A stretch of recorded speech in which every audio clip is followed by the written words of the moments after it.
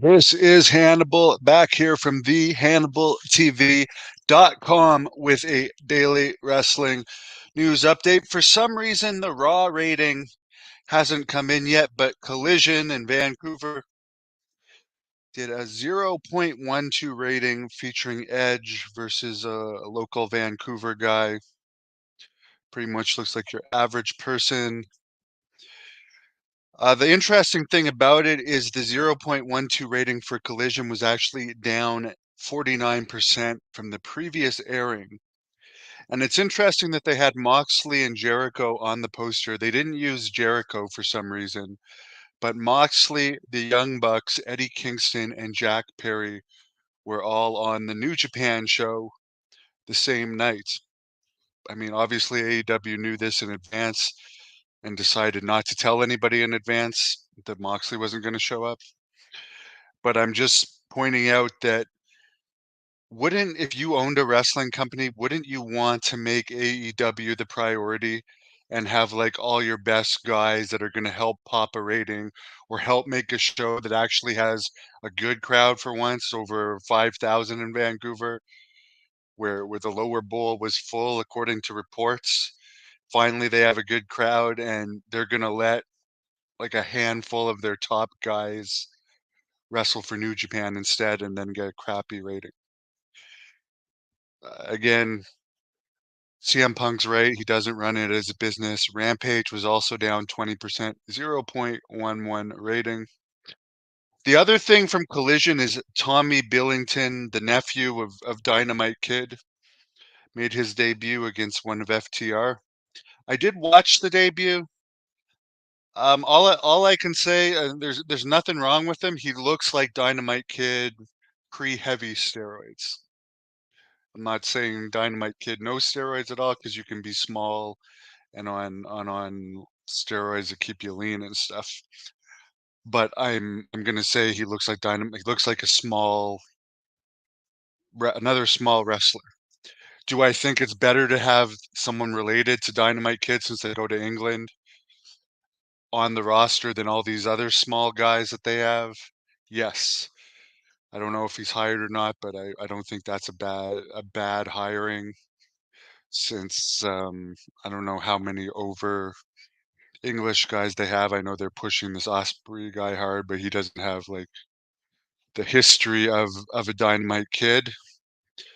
Again, nothing wrong with this match, but as a guy that I weighed myself today, I'm 293 pounds. I just don't care about little guys.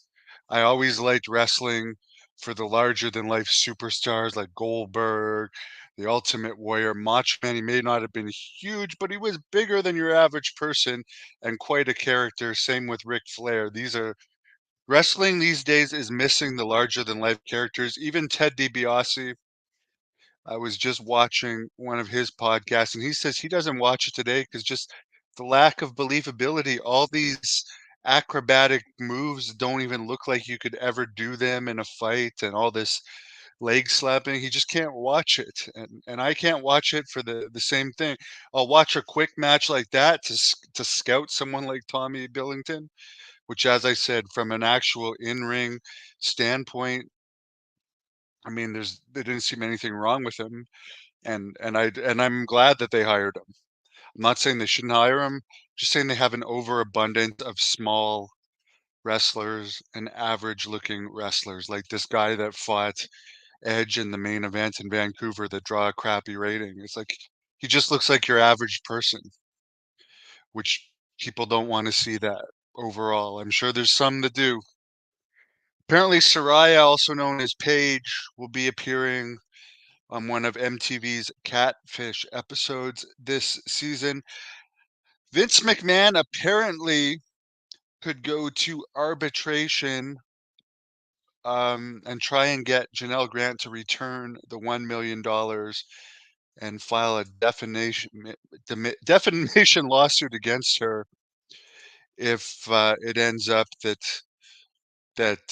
Vince McMahon's and WWE and John Laurinaitis' request to go to arbitration is approved, and then they win at arbitration, which is very possible they could win. There seems like a lot of shady stuff on both sides. Originally trying to paint Janelle Grant as this poor woman that was taking care of her parents, and we find out that one of her parents was in the retirement home and died several years ago. The other one has been dead even longer, and she actually lived in a multi-million-dollar apartment, supposedly with a man who didn't care if she was with other guys. Apparently, he didn't mind. So there's a lot of weird stuff in that case. I don't think Vince is going to end up coming out of it that bad, and I hope he does start another company. One thing before I get into your questions, else that I'll say, um, I only have one more draft book entry to make, which I will do after I do this. I did one this morning that YouTube removed about my unfortunate suicide attempt last year. So I reposted it on Facebook. And again, there was nothing showing anything graphic in it. I was trying to put out a good message, and they've said it was against their community guidelines. You can't create suicide awareness apparently on YouTube. So they've been good to me. I'm not going to complain. I was doing that video to basically say people it's not worth it, and I was blessed to have survived that. And I go into details in that video just how close I was to death. And I'll probably go into even greater details in the book. Hello, Gabe. Matt Khan puts himself TV numbers drop even lower. Go figure. I don't think that beating that he took from the Young Bucks helped AEW. It didn't look realistic. People didn't like it. People talked about AEW as a joke. It'd be one thing if he still sold it on the NFL thing and actually made people believe during the draft that he was actually hurt, but he's just wearing the neck brace, all smiles. He actually was putting over the Young Bucks in several interviews. It just makes it look like a joke. People don't want to watch wrestling for a joke. If something ends up being funny, fine, but people don't watch wrestling for comedy.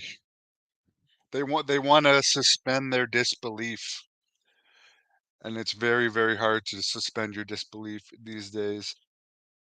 Vince is the ultimate heel. I think again, here's how bad a booker Tony Khan is as far as my taste. Ric Flair was the ultimate heel last week. He's under AEW contract, and they didn't even use him. They did not even use him, and we did a vote on this channel of what you guys thought about AEW not using him last week, and the verdict came in that you guys thought AEW should have used Ric Flair somehow. And I'm gonna post another vote entry right now that's not a surprise. I'll post it right now. You guys reminded me of it. Thanks for reminding me. I It came up the other day that Ring of Honor was actually better when it was funded by Sinclair, which was not didn't put any near the amount of money that Tony Khan put in. This was the most landslide vote ever. 91% of you said that AEW was better in the lower funded Sinclair era when AJ Styles was champion. Back in the days when I beat him 2 times in one night when he was IWGP champion too. Only 9% of you think that the current crap Ring of Honor show that AEW puts on is better than it was, even though it's way better funded. Today's Ring of Honor is basically lower card jobbers in AEW beating locals. And then I'll tell you what my experience was in Ottawa, and I left after the AEW taping. They they they start the show at like I think it started at 7 or so, an hour before Collision starts at 8. Then they go 8 to 10 Collision, And for the first half hour, they're just showing stuff on the TV screen, which is like making the fans bored. They're not actually seeing anything live. Then half an hour in, they film 2 Ring of Honor matches. Then you get 2 hours of wrestling. So by that point, the fans have been sitting in their seats for 3 hours. Then they want you to stay another hour and a half to watch nobodies wrestle. And this is after you've paid to see people on the poster that aren't even on the card. So I am not a fan. By the way, NWA says they're getting another TV deal. I really wish them luck from the bottom of my heart. The last times they said they were getting TV deals, they ended up on an app. They are now claiming they're going to have another TV deal. So take that for what it's worth. I'll keep you guys updated. I do like Billy Corgan. Um, but you know what? There's good and bad with every company. I think Tyrus was a better champion than their current champion because I don't think that they've had a lot of buzz about them with their current champion. I mean, I don't even like Nick Aldis, but the two best champions as far as when NWA was most popular were Tyrus and Nick Aldis. No other champions of the current era have been that over. And my issue with Nick Aldis was he didn't put over the belt. Like for instance, he came to Cauliflower Alley Club. I interviewed him there. He didn't even bring the belt. You should be bringing the belt with you everywhere. He could have done a better job, but I'll still put him up there. Tyrus was on whatever Fox show he was on wearing it. And whether you liked or hated Tyrus, there was lots of people saying, oh, the belt shouldn't be on him. People were talking about it when he was champion, where I haven't seen that many people talking about NWA lately. We interviewed Brian Idol, their national promoter on this channel last week. So I'm a supporter of other products out there because WWE and AEW are brutal. Impact is brutal. I don't even know what MLW is doing these days. You hardly hear anything from them. What WOW, it does pretty good. Supposedly it makes money and gets good ratings. We don't get it here in Canada.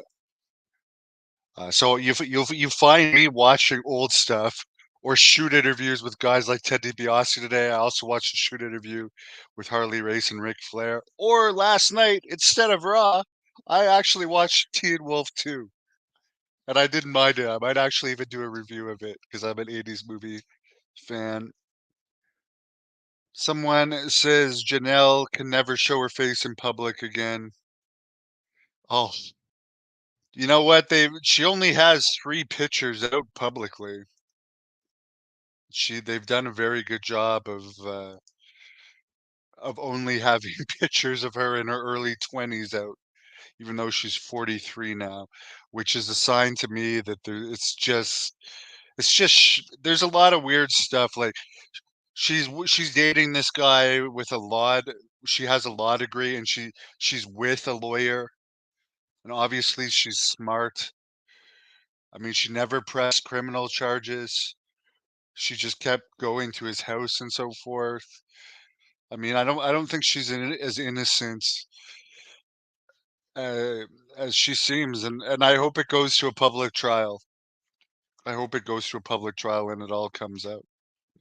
But what it's going to come down to is if Vince can prove that she did not go by her non-disclosure agreement and actually leak the information of the non-disclosure agreement out and prove that that's why he stopped paying her. And if he can prove that, then yes, he can then go ahead and sue her for the $1 million he did give her back, as well as a defamation suit. So it'd be interesting to see how that goes. So I'm going to be right back with my last draft book entry. Please give this video a thumbs up.